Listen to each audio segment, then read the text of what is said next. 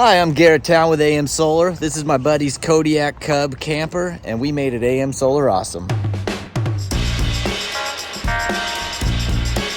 Once in a while, we get a last-minute cancellation that frees up our normally busy installation crew.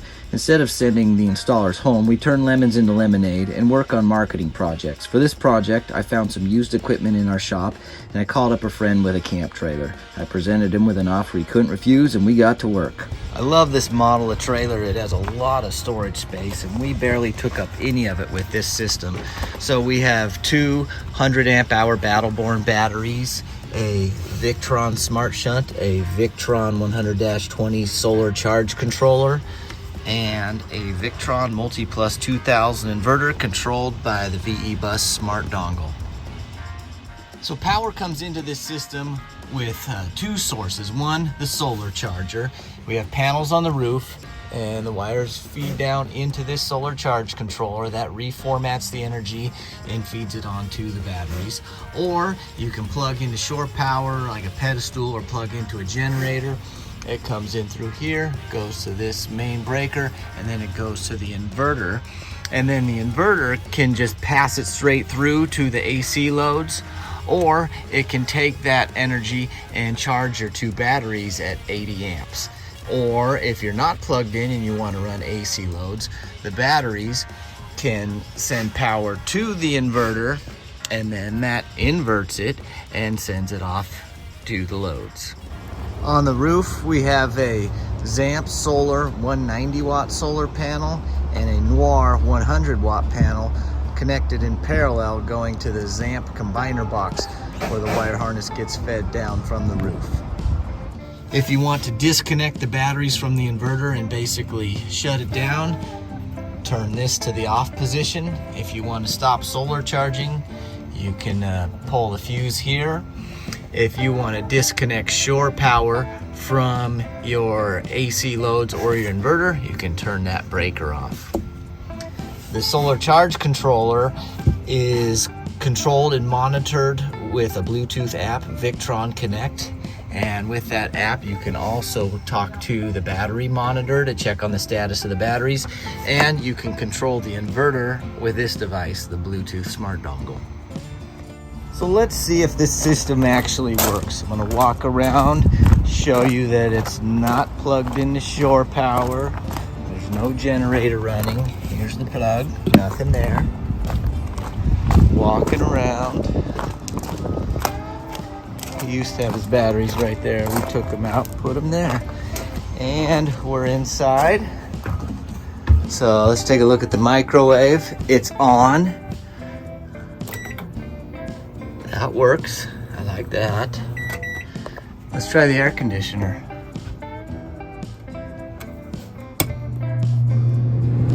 It works. Yay. He's gonna love it. Now, you may ask, how do you operate all of this stuff? First, open up your Victron Connect app. It may take a while to get connected. Once you are in, you can see all of your Bluetooth devices that are within range.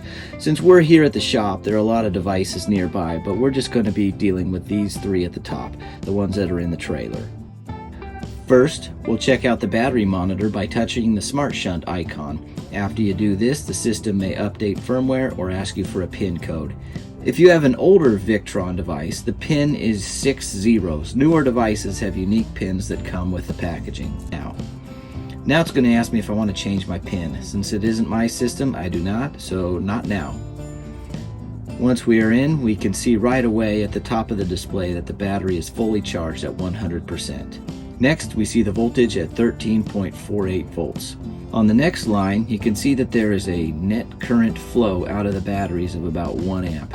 This is the parasitic draw from the loads in the trailer. The power of 13 watts shows how much wattage the loads are currently consuming.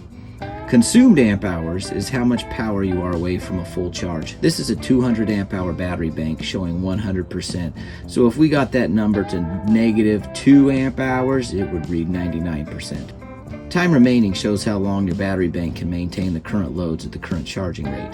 Temperature just shows the temperature of the batteries. If you do a lot of cold weather camping, this is nice to look at and see how close you are to freezing. If you want to take a deep dive on what's going on with your system, you can look at the history and trends. This system hasn't been active for very long, so there isn't much useful data here right now. Next, click on the back arrow in the top right and go to the main menu again. Now we're going to look at the solar charge controller. Okay, now we're in. On the top you can see that the solar panels are charging the battery bank at 25 watts. You may be asking, why I'm only getting 25 watts when it's sunny outside and I have 290 watts of panels on the roof? Well, that's because if you look down at the state, you can see the controller's in float mode. That means the battery bank is full and the charge controller is throttling back on what can be fed to the battery so it doesn't overcharge them. This means everything's working perfectly. If the controller were in bulk mode, you would get a more accurate reading on the true charging potential. On the top, in the solar section, you will see voltage of about 22 volts. This is pretty normal for panels in float mode. The current is throttled down to about 1.2 amps.